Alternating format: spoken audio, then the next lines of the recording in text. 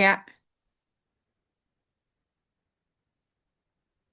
Assalamualaikum warahmatullahi wabarakatuh. Selamat malam, Ibu dosen dan teman-teman semua. Kami dari kelompok 6 akan mempresentasikan hasil review jurnal yang berjudul Analisis Sikap Mahasiswa Terhadap Plagiarisme serta Upaya Pencegahan di Era Digital.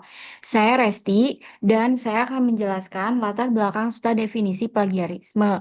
Sebelumnya, kami beranggota, saya sendiri, Resti Anggraini, Ica Nopela, Naila Mahda, Nabila Rahayu, dan Gevira Nur Fatimah.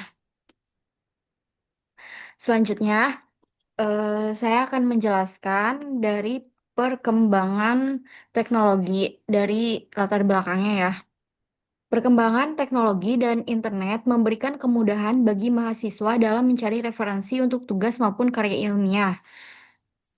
Namun, kemudahan tersebut juga meningkatkan resiko terjadinya plagiarisme, yaitu pengguna ide atau karya orang lain tanpa mencantumkan sumber yang benar.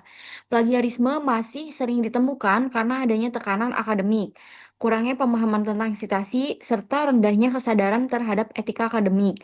Plagiarisme sendiri adalah tindakan mengambil, menggunakan, atau menyalin ide, tulisan, data, maupun karya orang lain tanpa memberikan sumber yang sesuai dan mengakuinya sebagai karya sendiri. Dalam dunia akademik, tindakan ini dianggap sebagai pelanggaran etika karena bertentangan dengan prinsip kejujuran integrasi ilmiah. Selanjutnya, saya persilakan Naila untuk menjelaskan tujuan review serta integritas jurnal dan metode penelitian. Oke, terima kasih Resti. Saya Naila akan menjelaskan tujuan review, identitas jurnal, dan metode penelitian. Untuk tujuan review jurnal ini adalah untuk memahami penyebab terjadinya plagiarisme di kalangan mahasiswa serta mengetahui berbagai upaya yang dapat dilakukan untuk mencegahnya. Jurnal yang kami review berjudul Analisis Sikap Mahasiswa Terhadap Plagiarisme serta Upaya Pencegahan di Era Digital yang terbit pada tahun 2025. Penelitian dalam jurnal ini menggunakan pendekatan kuantitatif. Data diperoleh melalui penyebaran kuesioner kepada mahasiswa untuk mengukur sikap mereka terhadap plagiarisme dan upaya pencegahannya. Selanjutnya, saya persilakan kepada Nabila untuk menjelaskan hasil penelitian dan temuan utama. Terima kasih, Naila. Saya Nabila akan menjelaskan hasil penelitian dan temuan utama. Berdasarkan hasil penelitian, para pakar menyatakan bahwa plagiarisme bukan hanya pelanggaran akademik, tetapi juga mencerminkan masalah integritas dan karakter seseorang. Beberapa faktor utama penyebab plagiarisme adalah tekanan akademik, kurangnya pemahaman mengenai citasi dan referensi, budaya akademik yang permisif, pengaruh lingkungan sosial, serta rendahnya kesadaran etika akademik. Hasil penelitian juga menunjukkan bahwa kesadaran mahasiswa terhadap plagiarisme sebenarnya sudah cukup baik.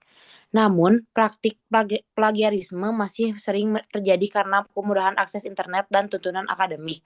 Oleh karena itu, diperlukan penguatan pendidikan mengenai citasi dan etika akademik agar mahasiswa dapat menghasilkan karya ilmiah yang berkualitas dan bebas dari plagiarisme. Selanjutnya, saya persilahkan untuk Ica menjelaskan faktor penyebab, dampak, dan pandangan pakar mengenai plagiarisme. Baik, terima kasih Nabila. Saya Ica akan menjelaskan faktor penyebab, dampak, dan juga pandangan pakar mengenai plagiarisme.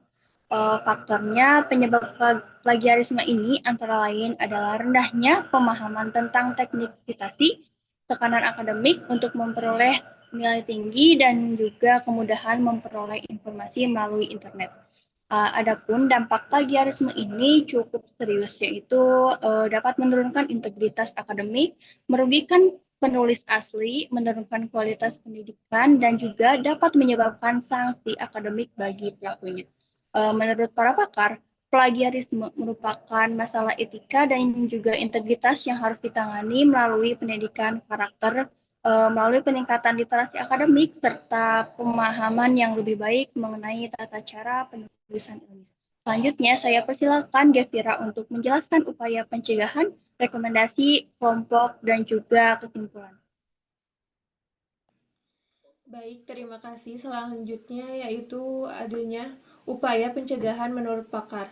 Eh, Upaya pencegahan plagiarisme menurut para pakar adalah upaya pencegahan dapat dilakukan melalui pendidikan etika akademik, pelatihan penulisan ilmiah, serta penggunaan aplikasi pendeteksi plagiarisme seperti Turnitin. Kelompok kami juga memberikan beberapa rekomendasi, yaitu mengadakan pelatihan sitasi secara berkala, lalu mewajibkan pemeriksaan kemiripan sebagai tugas yang dikumpulkan, dan yang terakhir melakukan sosialisasi dan pembinaan mengenai etika akademik. Sebagai kesimpulan, plagiarisme merupakan masalah serius dalam pendidikan tinggi yang dipengaruhi oleh kemudahan akses informasi, tekanan akademik, dan kurangnya pemahaman etika akademik. Oleh karena itu, diperlukan kesadaran dari mahasiswa serta didukung dari institut pendidikan untuk membangun budaya akademik yang jujur, bertanggung jawab, dan berintegrasi. Mungkin dari saya cukup, saya kembalikan kepada moderator.